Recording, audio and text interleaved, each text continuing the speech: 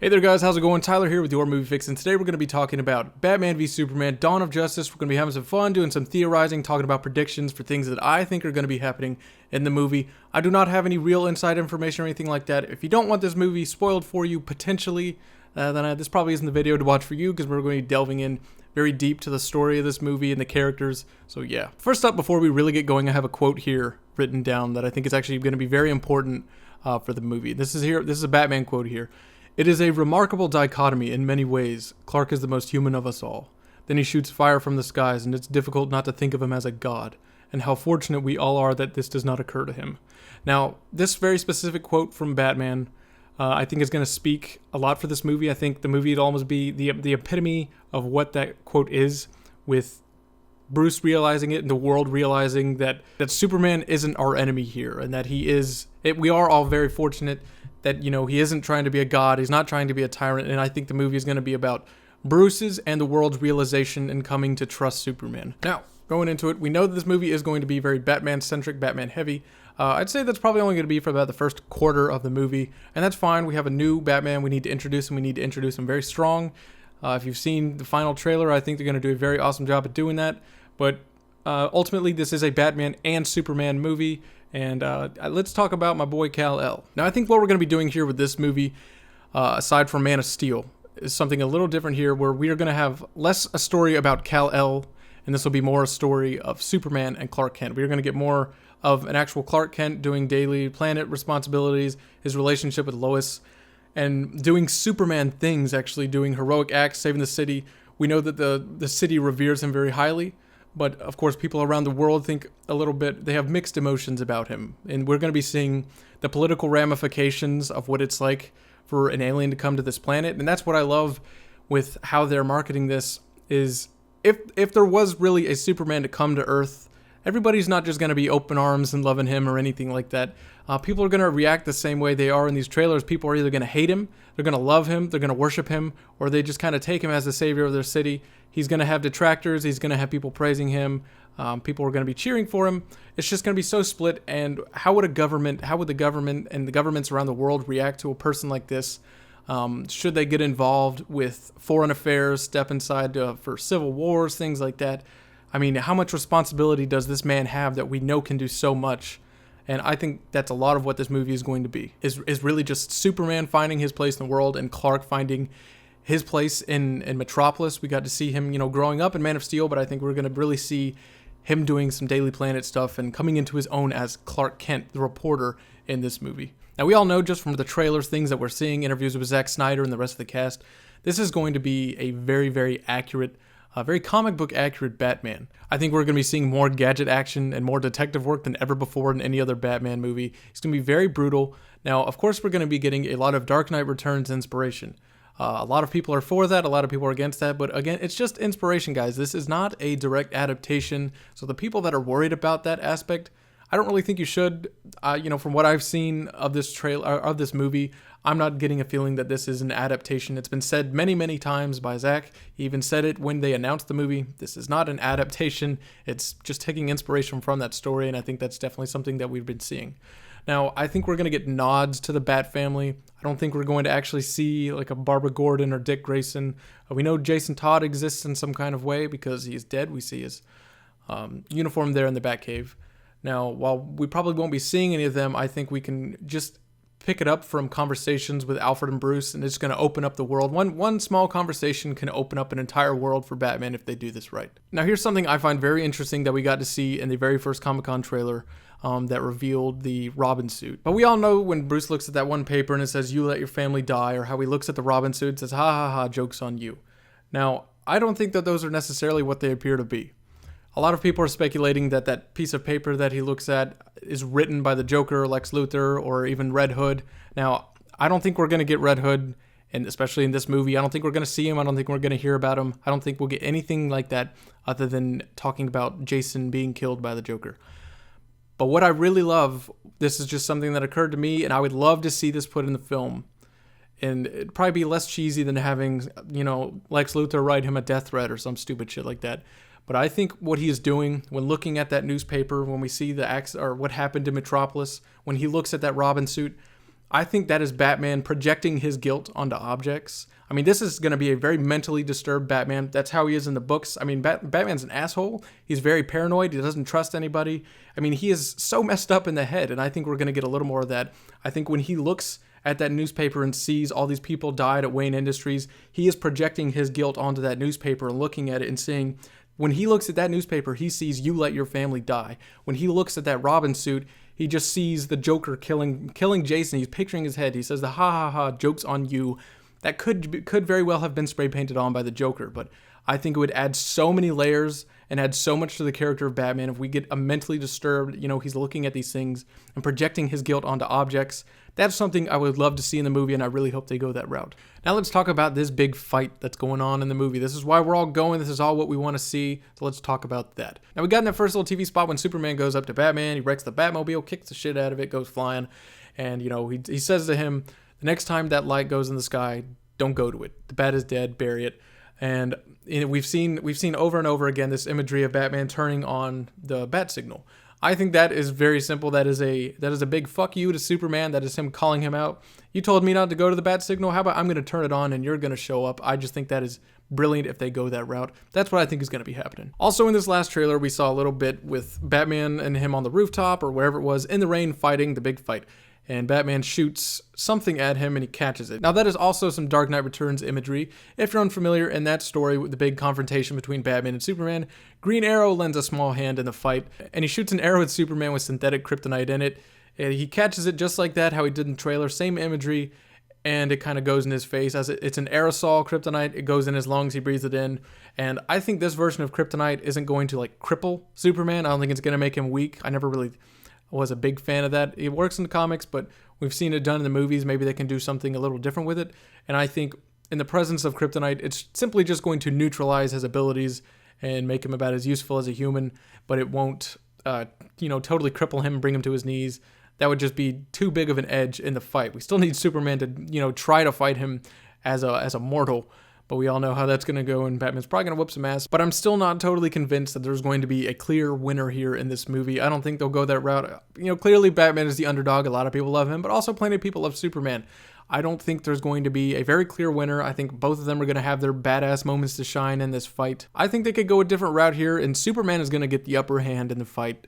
And he's not going to kill Batman. He's not going to do anything. He's going to try to talk some sense into him. And I think he's going to succeed, and he will talk some sense into him and almost be like, it's a test. Batman had a death wish. He thought he's going to go after this guy. If he gets killed, he gets killed. And he realizes when he has the moment to kill him, he's not going to do that because deep down, Superman's a good person and Batman's not. We've also heard from a couple of interviews that Lex and Batman are working together in some form of fashion.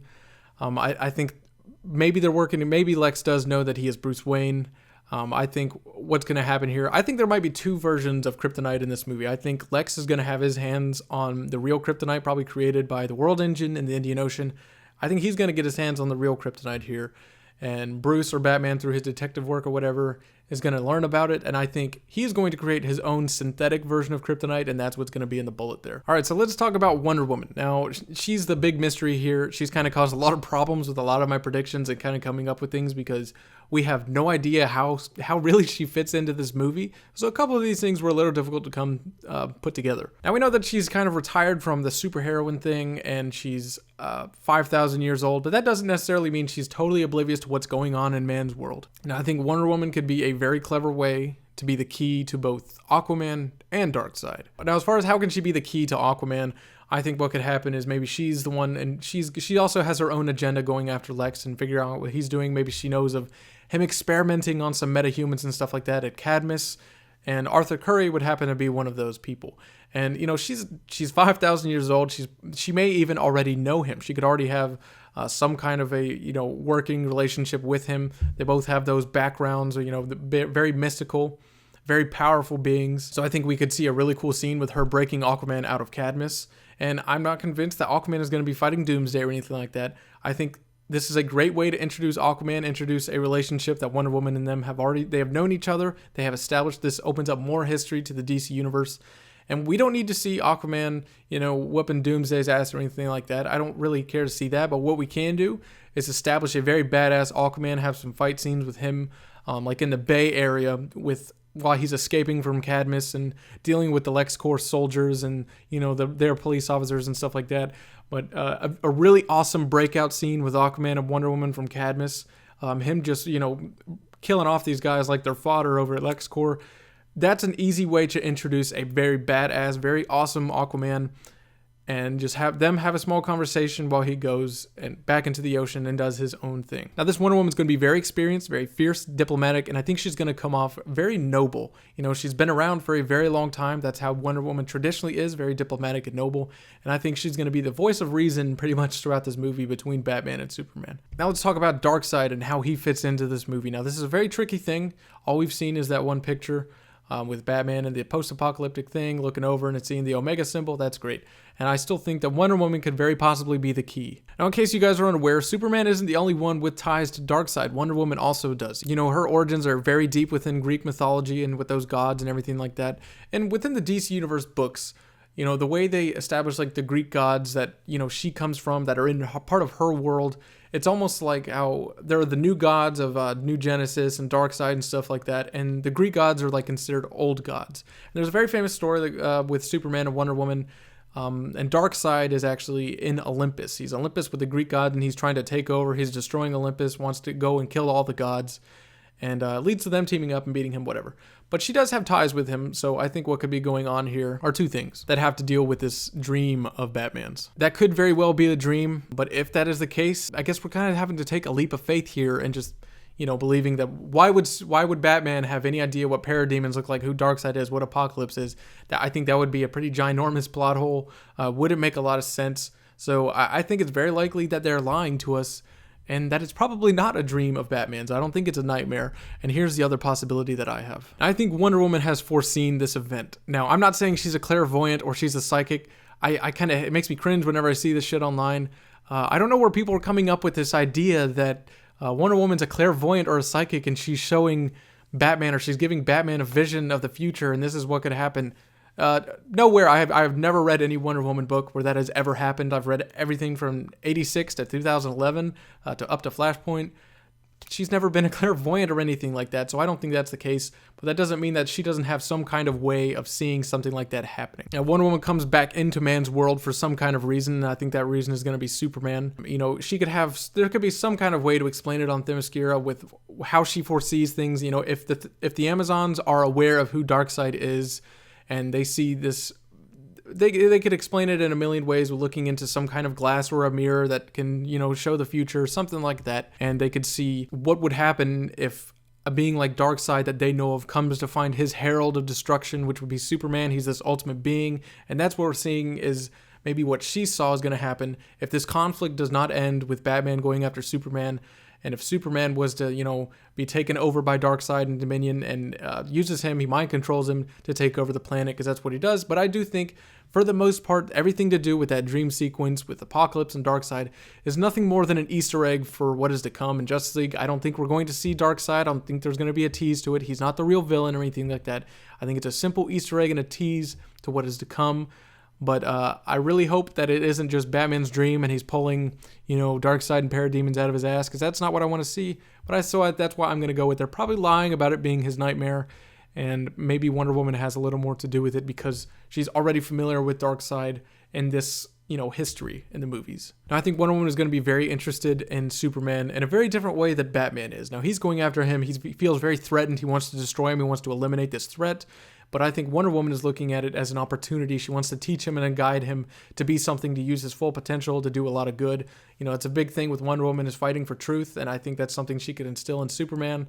And maybe she's more interested in the teaching side instead of destroying him. She can see the light side in Superman. She has more optimism than Batman, clearly. So I hope that they go that route. Very briefly, let's talk about Lex Luthor now. We know that this is technically Alexander Luthor Jr. I wish people would get this crazy idea out of their head. This is not a clone of Lex. There's no way they're going to go that route. I don't want it to be. There are plenty of people that have Junior in their name that don't go by it. Yes, technically is Alexander Luthor Jr. This is still Lex Luthor. You have to get over it if you don't like Jesse Eisenberg. This is Lex Luthor that we know and love. Now, this is very comic accurate to the younger Lex Luthor I've seen in Birthright, Secret Origin, a lot of other comics, and that's what we're going to be getting. I also think he's going to have a bit of a dual persona, you know, how he is in the public, how he is at charity events, and, you know, to his employees, and then there's going to be that Lex behind the scenes in the shadows and how he is. Now, we've seen in the prequel comics that he doesn't really have too many thoughts on Superman. He just because he doesn't know about him. How can you form an opinion? Lex is a smart enough guy not to form an opinion until he learns more about this creature, this alien. And I don't think he's going to hate Superman off the bat, but I think he's going to very quickly learn to hate Superman because of who Superman is. He threatens everything that humans have done so far. You have this one man who can show up and do everything, and Lex is very threatened by it. He feels inferior. That's how it always is. And I really wish the Mark Zuckerberg comparisons would stop. If he never played that character in The Social Network, nobody would be drawing any of those comparisons because, let's face it, there has been nothing in any of the marketing that would ever insinuate that this character, Lex Luthor, is anything like Mark Zuckerberg. And we've even seen it in Man of Steel with the oil rigs, the construction sites, and business. That is a Lex Luthor who not only has his hands in those things, but also in military contracts, advanced weapons research, and software technologies, things like that. He's gonna be a Renaissance man. He's gonna be all over the place. He's a tycoon. He's a business mogul. That is Lex Luthor, and that's what we're gonna be getting. Nothing about anything has ever screamed Mark Zuckerberg to me. Now, I have done a specific video separately on how does Lex create Doomsday. Now, very quickly, I'm just gonna say that he experiments on Zod. He finds a flaw in Kryptonian technology, and when he tries to clone it or experiment on it, it forces a mutation, and that's why they turn into Doomsday, and he's a creature out of control. There we go. But here's the video right there if you want to go watch that video specifically. Now, what's going on with this Doomsday fight? We've seen that big explosion that goes on. Now, if you see that, that's tearing apart buildings, ripping everything apart. I don't think Batman is going to be there for the majority of the fight. I think Batman could be the one that goes and tries to take care of Luthor to get him to stop Doomsday, to figure out, he's the one that built him. He's got to know how to destroy him. So I think Batman is going to go handle a man-to-man fight with Lex Luthor and whoop his ass, while Wonder Woman and Superman kind of deal with the actual physical threat of Doomsday. Now, there's been evidence in some of the other trailers to suggest that Superman is working with Lex Luthor. We know that Lex has kind of exclusive rights on the Kryptonian technology to study that, provide information for the governments, things like that. So I think how we're going to dispose of Doomsday, he could be killed, could be thrown to the sun, but I'm going to go with maybe they've come up with an actual Phantom Zone projector to open it up and throw him in there. And that would be something that maybe Lex has created that Superman's going to take control of. And after they deal with Doomsday, Superman and Wonder Woman are all going to go back to Batman over at LexCorp, wherever he is, and they're going to have their mano-a-mano conversation between Superman and Lex. This is where we could have the between the glass conversation before they go and bring him off to prison. I just think it's going to go somewhere in that route. I don't think we're going to get the Justice League teaming up to fight Doomsday. I think we're going to get Batman, Superman, and Wonder Woman. This is a movie about Batman and Superman. They're the main ones. They're going to be going after them. I don't think the Justice League is going to be helping them. But speaking of Justice League, how do I think they're going to play into this movie? Let's talk about that. Now, Zack has said that this is really just a whisper that all of these characters exist. I think a really interesting way to end this movie would have Clark, Diana, and Bruce all meeting up somewhere to really discuss, they acknowledge their differences and discuss the need for something that would later become the Justice League. And because Victor Stone lives in Metropolis, Clark Kent could have already encountered him. He would know that his deal and what's going on with Star Labs and his father, maybe how Cyborg was created. And also Wonder Woman could already have her ties with Aquaman and introducing him to the other members of the League. And it would be really cool if Batman has said that he's been keeping tabs on this metahuman in Central City with super speed, all accompanied by, the voiceovers by Clark, Diana, and Bruce, and showing the other members of the League. And I think this would be a fantastic way to end the movie. Very new 52, and you could even have later on when we meet the Flash, he could be the one that knows about Green Lantern that the other ones haven't met. Now, I think this would be the perfect cliffhanger to end the movie on. It's got a lot of levity, a lot of wonder. I think it would build some awesome anticipation for Justice League, and I think it would make everyone want to go see that movie. All right, guys, so those are just my thoughts on the movie. Comment down below. What do you think is going to be happening in this movie? Do you agree or disagree with what I'm saying here? I'd love to know what you guys think. All right, guys, this has been your Movie Fix. Be sure to subscribe for more movie news, movie reviews, trailer reactions, and editorials, videos like this. I'll see you on the next video.